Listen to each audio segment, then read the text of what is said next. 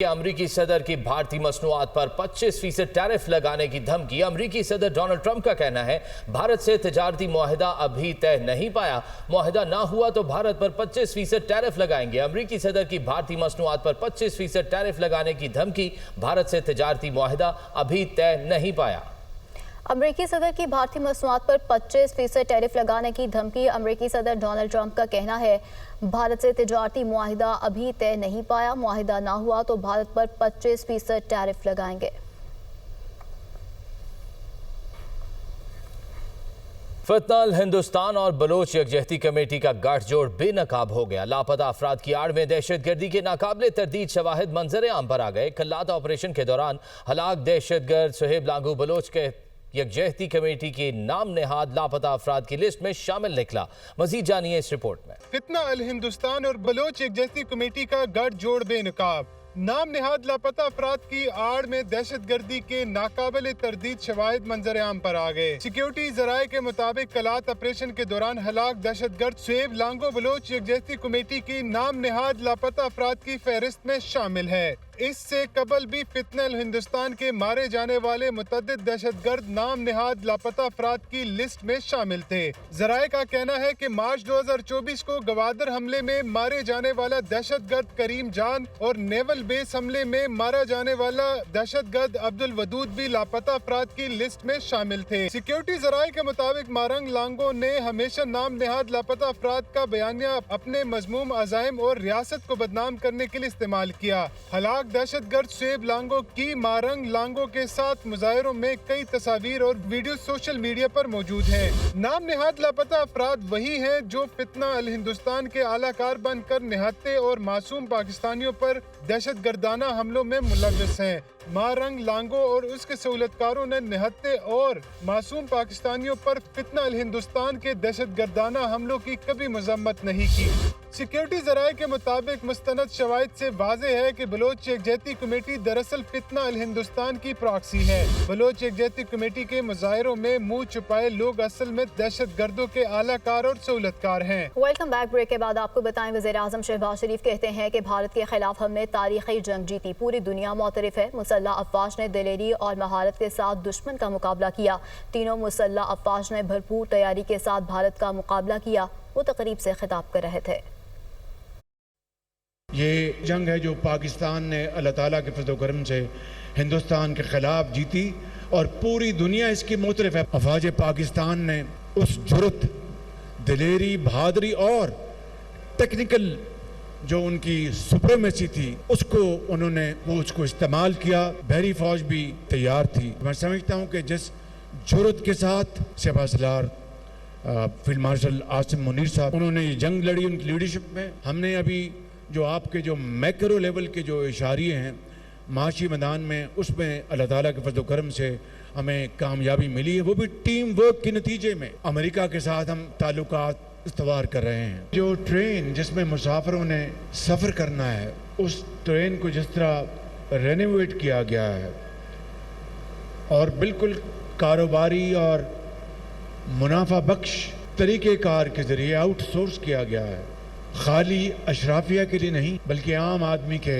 शानदार सफरी सहूलतों के हवाले से। यूरोप चले जाएं, ईस्टर्न यूरोप चले जाएं, जब तकसीम थी ईस्ट और वेस्ट की, उस ज़माने में भी वेस्ट और ईस्ट में रेलवेज़ जो था वो पब्लिक ट्रांसपोर्ट के लिए एक बेहतरीन निज़ाम था। रेलवे वो इदारा है जो कि पब्लिक ट्रांसपोर्ट के हवाले से दुनिया में अपना एक कलीदी मकाम रखता है।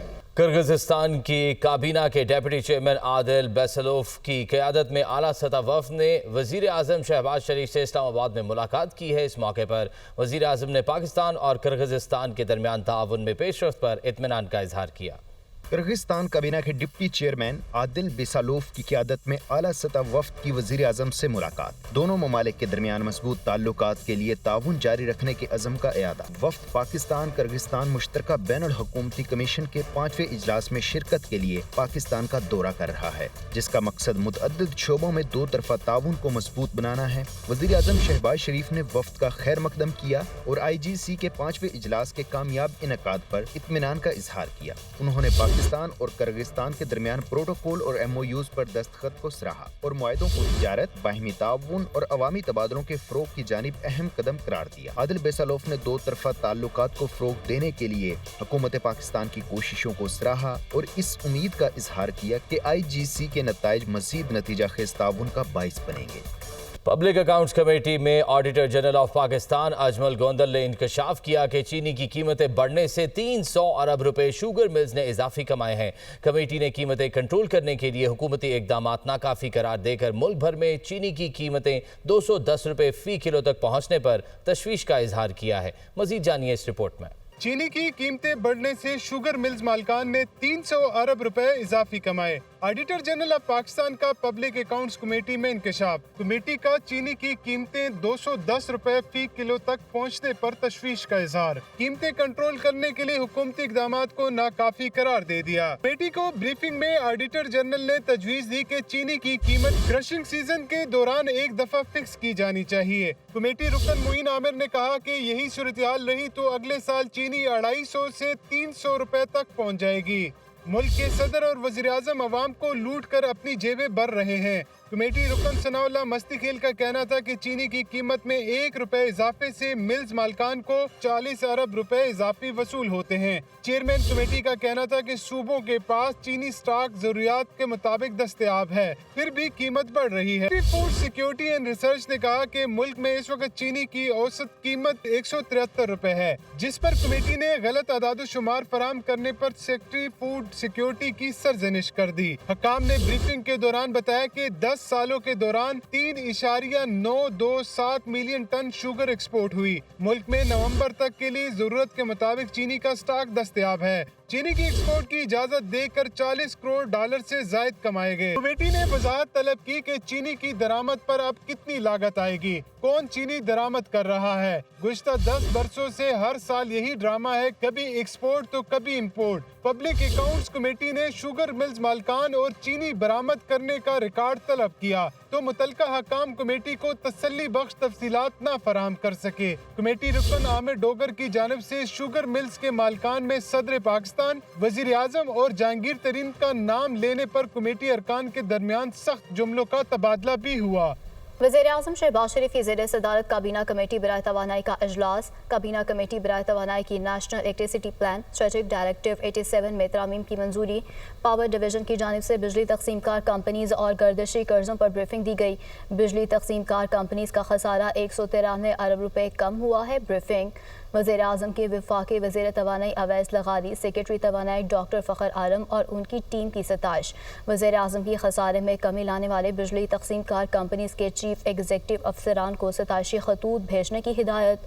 وزیر اعظم نے کہا کئی دہائیوں میں پہلی بار بجلی تقسیم کار کمپنیز کے خسارے میں کمی آنا انتہائی خوش آئند ہے۔ بجلی تقسیم کار کمپنیز کے خسارے میں کمی سے کمپنیز کی نجکاری کا عمل آسان ہو جائے گا۔